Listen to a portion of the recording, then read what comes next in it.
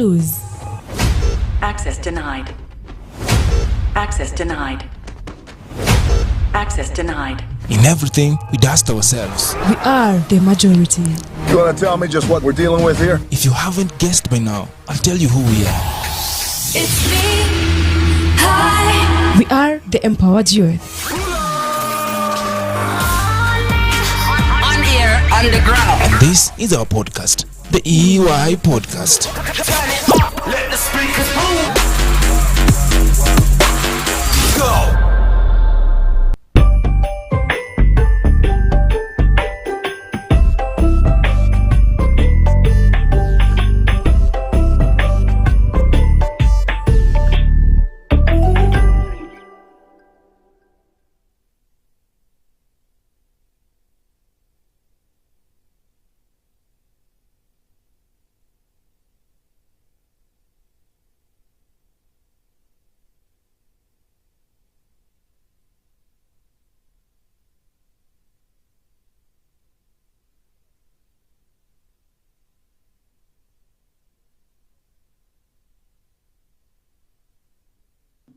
Are rising so much in the positions of leadership.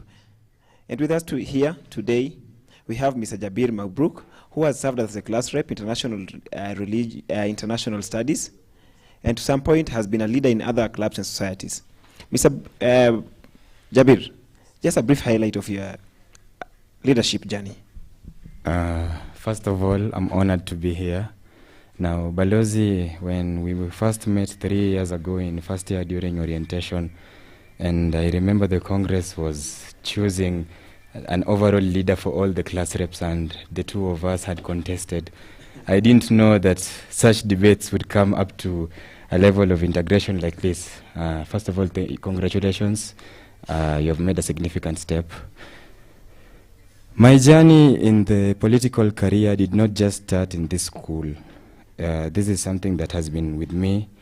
It has been in our family lineage since the time of my grandfather, passed on to my father, who is now the current MCA of Kisumu.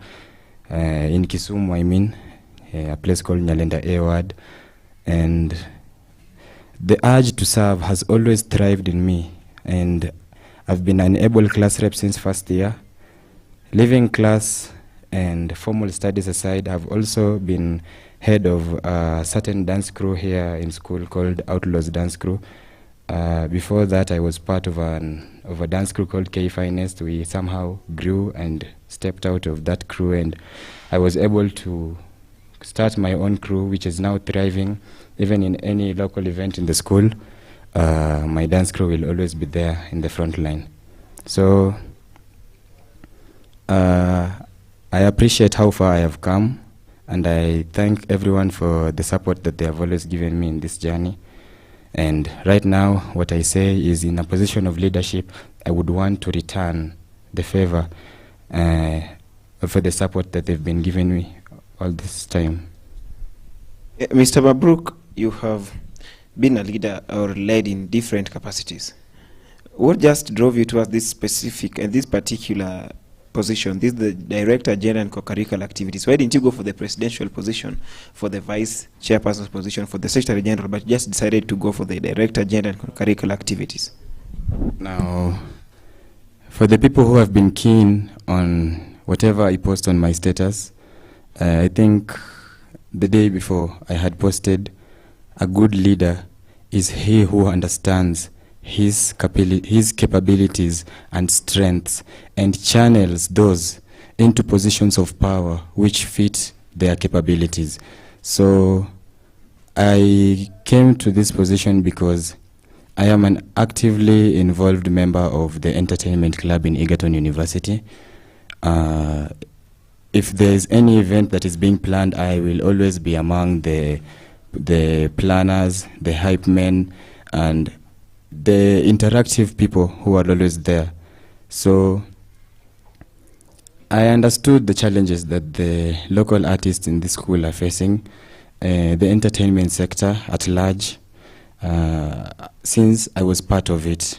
And I wanted to say that I came to this post because, first of all, I felt the urge to drive so that the people who will come after me don't feel the same problems that I have, don't suffer the same lamentations as we faced. Now, getting to you, what you have deliberated in your written manifesto, in the part of gender, you've said that you're going to promote gender awareness and sensitization. Perhaps is it a challenge that you faced or you've witnessed somewhere that it's not being observed? Okay, firsthand, I can give a good example of my dance crew, and it's a very active dance crew, but it was only dominated by boys. You know, we had very many male, what can I call them, dancers, and very few female dancers, and this was a challenge, you know, because these people, they know they can dance. We have girls out there who know they can dance. It's their passion, it's their talent. But since they're not being given that perfect drive, they're not being given the right motivation towards this place, you find most of them, instead of coming for the sessions, they would prefer staying in their rooms. We had started an initiative in our crew where we would be trying as much as possible to recruit more female dancers, and it started paying off. And this is where I started seeing the need of putting in an extra hand behind the motives of these people. So, to me, you already have made some steps on the same. Yeah, it's something that I started. What about this issue with pad drive? It seems to be a going concern across the institution. Oh yeah, across many institutions, many people are not aware because not the same problems affect everyone. So, but there is someone outside there. There's a girl out there who doesn't attend classes because maybe, let's say, they don't have enough funds for these to accumulate these sanitary towels, or maybe due to a biological factor. Maybe someone has an overflow month, you know, and we say these things they can have a shortage in the supply. You find of them most of the time they're being helped by their friends, you know. So if at all we as a docket partner with the Gender Students League and organize, let's say small fundraisers within different associations in the school, 50 shillings a day can help push a girl a week, you know. That is normally part of the slogan that will be used. We want to measure on the collection of the charitable pads and stuff, so that we can not only in the school, we can also start visiting other institutions, maybe let's say secondary schools outside there, and you know this will also help the school name grow, because you know there will be stories outside there of Egerton University students helping high school students who cannot access these services. Now, in this institution setup, we have got ladies who are already mothers, and at some point they face a lot of challenges. How are you planning to control this or help them? Student parents are not something that is new, and it is not a curse, and it is not a mistake. In fact, it's a blessing. For someone to decide that I want to raise this child, I'm not going to abort, that is a blessing. So first of all, the main thing that these people need will be moral support and counseling. These people need to be talked to, you know, sit down with them, hear them out, let them tell you your challenges. Sometimes the challenges don't even come because of financial issues or anything. Sometimes it's just them, you know, someone feels tired, they can no longer go out with the same friends they used to go out with. Some of them are judging them, you know. So I'm doing my research currently because I wasn't in any position of power, and maybe let's say if I had decided to start this thing, it would be somehow difficult for me. But if I assume this position, I will be in a position to partner with the Gender Students League, which let me give them credit. They've already made significant steps in this thing. So mine is to come in there and improve on the services they are getting. You know, we make it more popular, because not all student parents here are aware that there's a parent academy. So, to this point, what are the exact initiatives you're going to take? First off, we want to identify all, if possible, all the student parents who are there, and I want to create a platform where all of them will be added, and so that we can easily access these people. You know, sometimes they're not being helped not because they don't want to, but it's because they can't be easily accessed. So I've been doing my research also in collaboration with some few class reps. They're helping me get the numbers of a few of these parents, and I want, by the time I assume power, if the delegates will see me fit and elect me into that post, these are it is among the first objectives that I want to put. I want us to have a proper communication with them.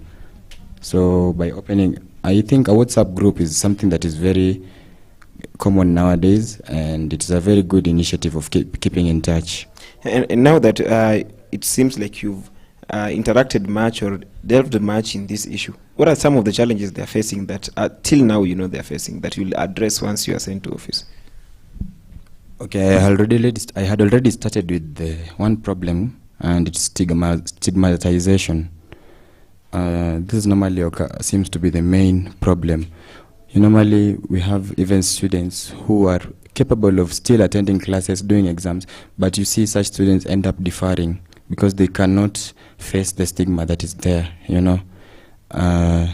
So I want to create a platform where these people will feel accepted and be given motivation.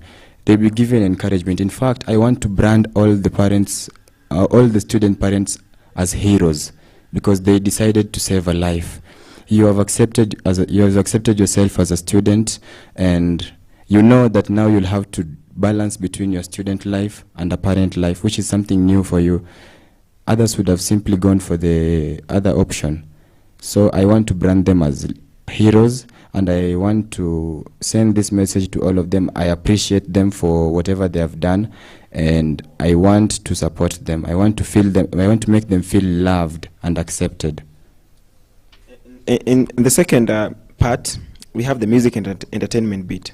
You as an aspirant in the Director General Co-Curricular Activities, maybe what will you do in that docket, specifically music and entertainment? Okay, when I was writing down my manifestos, I didn't just sit down and decided I want to do this, I want to do this, I want to do this.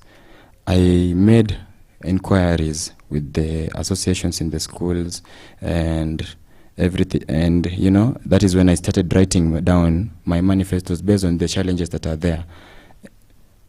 The biggest problem facing the music and entertainment sector in this school, most of them, normally at times it's funding. We had a case where the drama association, they didn't go for their festival because they weren't funded, and even the choir, they almost remained here, but these same people struggled and went for their event, and they came back with 4 out of 6 trophies. So I don't believe that the school can come out and tell us that we are not ready to fund something that will be going and increasing the popularity of the school. Whatever the school needs is timely information.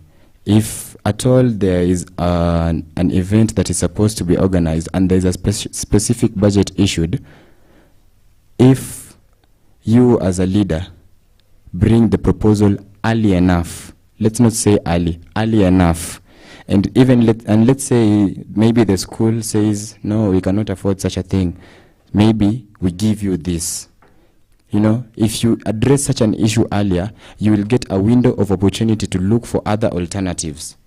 And I feel that most of the time, maybe the mistake, because I have not been there, but I may speculate that maybe the mistake is that maybe the leaders are bringing the proposals not early enough.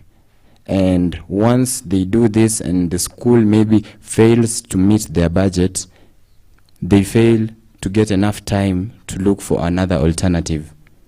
Yes, so proper planning will maybe if not prevent, but will ease the problem of funding. So to mean, you as the director, gender and co-curricular activities, you will fund these activities? No, personally, I did not say that I will, but if I'm in a position to chip in, and let's say we have a budget of 200 and the school maybe says that they'll give us 150, I think in this manner we will be able to maybe readjust our budget. You know, whatever I'm saying is that you look for other alternatives. Maybe what can we do? Maybe we had over budgeted. Yeah, there's something that we can do without. And if you have the enough amount of time, you can squeeze the littlest budget you have to suit you. Yes. We have had emerging issues, more so with these students living in and out of campus. Maybe you find in a scenario a lady lives with a gentleman. On the day they are breaking up, the lady carries everything out of the house, and this leads us. How will you handle such when it comes to your attention? Okay, I've heard of such cases, and I've seen such cases happening. And you've been a victim? No, not a victim, but a neighbor of mine. So this girl happened to have fought with her boyfriend, and the boyfriend came and maybe destroyed almost everything in the house. So out of goodwill, we came and we helped the girl. We told her to go to the security office to write a complaint, and this girl did that. The guy was arrested, but come 3 days later, we come and find the same two people still living together. So I don't think that these problems are something that will have to intervene, but this is something that if we steer these two people to the right direction, they themselves can fix their own issues, because in the long run, whatever happens between the two of them while we are not away, it's them who know. So I think the good thing here will be maybe just, addressing this issue as a large. By the way, I had an idea of opening a podcast soon, and it will aim at helping students cope with campus life. We'll be speaking about the problems that the comrades face, how to deal with such situations, how to live with someone, we'll be addressing all the issues. So in your manifesto, with regards to music and entertainment, you told us that you are going to introduce major events in the school. How are you going to do these? Okay, so I will give credit to the previous director for gender and co-curricular activities, Mr. Patrick Njuguna. He did a good job, I can say. Let me give him credit for that, because you see, we had already even started introducing new events to the school. For example, the event of an energy radio. I think it was a very big event that was held in the school, and luckily I was also there to oversee whatever was being done. And I may have a grasp and I may have a good idea of what needs to be done in order to promote a local event in this school. I also have good connections, by the way. In my time as an artist, when I was still a dancer, I happened to work for a certain company called MQS Entertainment. You can look it up on Instagram. So these people were responsible for bringing artists in Nakuru. They've worked with very many artists. And I remember we used to go for these events. We used to be called to be the hype men. There's a time we performed with DJ Tibbs, DJ John Falme, Vijana Barubaru. We were supposed to go on an event with them last week, but due to political reasons, I was unable to attend. So I have that exposure, and I have these people by my side. And if I tell them I'm trying to organize an event in the school, I am the director for gender and co-curricular activities. Everything is almost set. Let's say, for example, the Energy Radio event. Let's say we were having it tomorrow. And I speak to these people and I tell them, we have a good event here. Is it possible for you to organize an artist for us? Because apart from professionalism, I've dealt with these people. They also have friendship ties, you know. These people are also friends. And when I take my proposal to a friend, the reaction that I will get is not the same as the reaction I will get when I take the proposal to a stranger. You feel me? Yes. And so here comes my question. Yes. These events that you're talking about, how are they going to positively impact the students? Okay, so in an event, very many things take place. And have you ever been to maybe an event somewhere? You normally see there is normally in conjunction with. So I intend to invite sponsors, you know. For example, I remember during the last cultural week when we were in town, we happened to be the first people to be registered for WorldCoin. And their tent was there during the cultural week. And, you know, right now people are still getting money due to that. And because we urged them not just to set the tent there over, they should also come over to school and help register students at large, you know. Right now there are people who are still waiting for some maybe 2,000-3,000 by the end of this weekend. And I don't want to take credit for that, but I can say maybe maybe we chipped in a little, you know. Yeah. Okay, what about this promotion of local events through clubs and associations? Yes. So, you know, local events have always been held in the school. And a popular one is For Some Awesome. But For Some Awesome, I can't call it an event, I'll call it a club. This is a club which gives a platform for the school artists to come and showcase their talents, you know. But what if, in conjunction with the congresses who will be appointed, we decide to start initiating events from faculty level? Let's say, you know, right now, currently, let me ask you a question. Do we have Mr. Egerton? Apparently there is. So, whatever there is, we currently don't have Mr. Egerton. We only have the face of Mr. Egerton. Regan Maswai, he won the competition, but when he was winning the competition, he didn't win the competition as a school competition. He won it in the Cultural Week. So he was Mr. Cultural Week Nakuru. But because there is no, in the faculty level, there's no competition for modeling. Models they're only there. So these people are made, because they've already won there. Why not? Why can't we just also make them Mr. and Mrs. Egerton? Yeah. So take for example, if we want to have Mr. and Mrs. Egerton, and I partner with the congresses and tell them, so I want us to organize modeling competitions in the faculty level, then you guys will produce Mr. or Mrs., let's say, FAS. And then these same people are the same people who can compete and go for Mr. and Mrs. Egerton. That will not only be advantageous for the models as a model, but it will bring to light an idea that I had. What if we have Mr. and Mrs. Faculty? For example, the Congress can work with these people. This is now the face of the faculty, you know. The Congress, if maybe let's say the Congress won't be around, these are the people who are there. These people can represent the Congress in events and clubs, you know.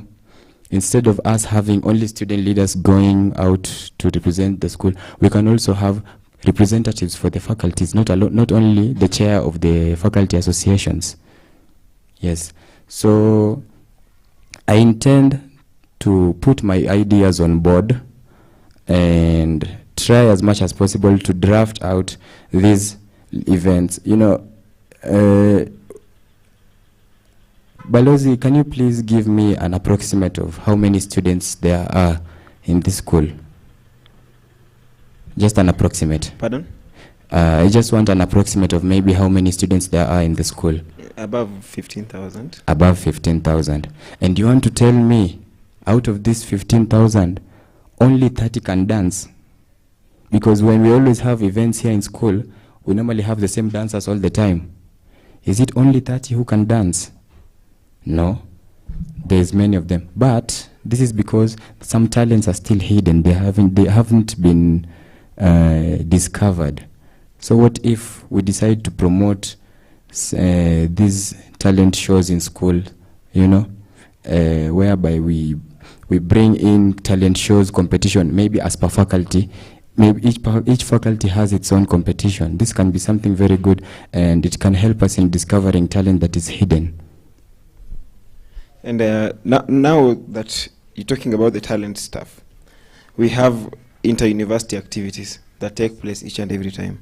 And you'll find other universities come to our institution, and you'll find there's a very low turnout. How will you handle these to bring the face of the institution positively towards the visitors who will be coming in? The turn up, the minimal turn up, is it for the school or for the other schools? For the school. Oh, okay. Most of the for the comrades that I say. Yeah, okay. For the comrades, most of the time, the comrades need something called interactive activities, and I think the thing that can be done here is proper communication. If we decide, let's say this weekend we are having a competition with Kabarak and they are coming here. You've normally seen when Egerton Wasps has games with other universities, the turn-up is normally quite good because these people have a good fan base, and the fans normally turn up in large numbers, because CBD is not very far from the pavilion. I also had an idea. What if we can create a proper cheering squad? A proper cheering squad. I did not say cheering squad. I said a proper cheering squad. A cheering squad that is comprised of dancers, is comprised of maybe people who can sing, people who can shout.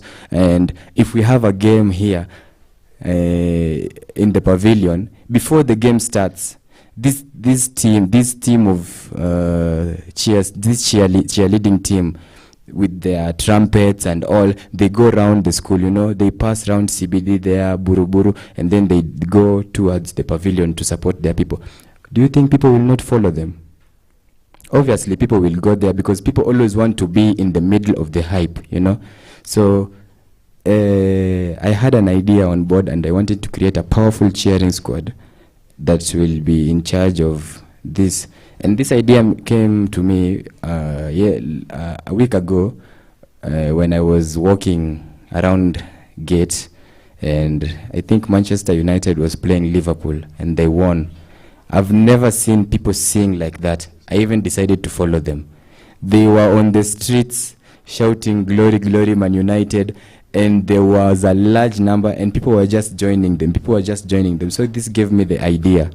Now, if something like that happens to be successful, we'll see that if we have sporting events in the school down there, the turn-up will be large.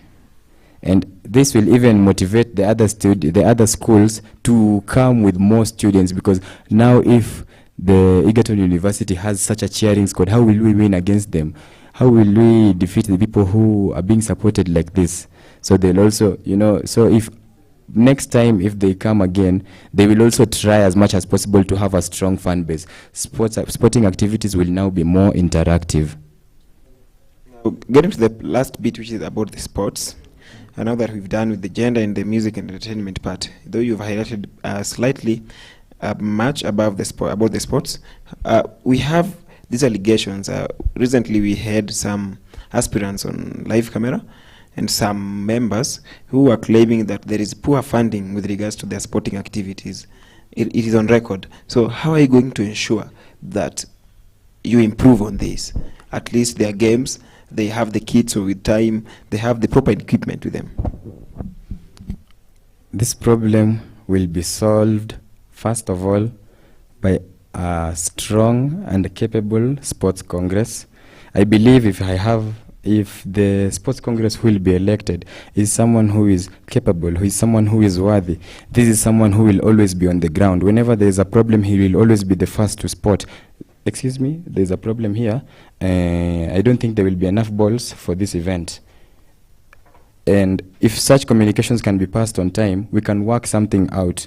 You know, we can help in, because most of the time the problem that happens with the sporting activities there is not that because maybe the school didn't fund, but because maybe the person in charge was not on board to foresee these things. They don't know if there's a problem, you know. So I think the best alternative would be to urge the sports captains to elect a sports congress who is diligent in his services and he's capable of taking up the post and working very well to ensure that such sporting activities don't face any interruptions. Because if we are in a position of power together with a good sports congress, I think sporting activities and the entertainment sector will surely see thrive. I mean, you as the director, gender and co-curricular activities, it's not upon your jurisdiction to go and check whether there is proper equipment. No, actually, it's a conjunctive thing. You know, the director for gender and co-curricular activities and the director and the Congress of Sports, they normally work together. I did not say that it won't be upon my jurisdiction to foresee. I will be there. In fact, I will always be. Whenever I'll be available, I won't miss it. But my work in office will not only focus on sports. That is why I said I will also need a worthy sports congress to assist me in this. Okay, noted. Well, what about the maintenance of the sporting facilities? We have some sporting facilities like the swimming pool over here. We have the pitches over there. How about maintenance? I was in the school swimming team. Last year, I was in the school swimming team, and we had planned on going for competitions in Kabarak come January. But unfortunately, in the midst of our practices, we were told that by the then Congress Sports, we were told that the swimming pool will be closed for 2 weeks for renovation, because they said that there was a problem with the swimming pool. The water pumps were not working, so the water in the swimming pool wasn't rotating. When you go towards the deep end, it's dark. Someone can easily disappear there. So it was closed for renovation. But 2 weeks turned to 2 months, and we didn't even go for our competition. We remained here, and the school swimming pool is still closed up to date. It was possible to reopen the swimming pool during the last long holiday. Why is it not possible for the renovation to be done within the 2 weeks that were promised? I'm pretty sure if the school says we are closing this place for renovation for 2 weeks, they will close it for 2 weeks, and after 2 weeks renovation will be done and it will be over. But the school is not here only for the swimming pool, is not here only for the sports. The school has a lot to deal with. They always need constant reminders, you know. They need that certain push. They need to be reminded, yes, as much as this and this is happening, we also have these concerns. So I think with the right proposals, things like this can be done in time. We had a scenario where, you know, the tennis lawns, they only have one pitch. And there was a time they almost they were holding competitions. One pitch was not enough for these competitions. So the school had to come in and maybe look for a temporary solution. They decided to maram some of the other pits that were there. And so I'm saying, if they were able to come on board and provide a temporary solution, don't you think they are able to come on board and provide a permanent solution? I intend to work towards ensuring proper facilities in the sporting activities. First of all, personally, I really wanted the swimming pool to be opened, and now that I see I am in a position where I can champion for this thing, I will. That along others. Well, that was Mr. Jabir. So, what is your message to the comrades, specifically here? Not the message to the delegates who are viewing you right now and are promising to give you their votes. What is your hope to them? What is your message? First of all, to the comrades, I want to tell them comrade power.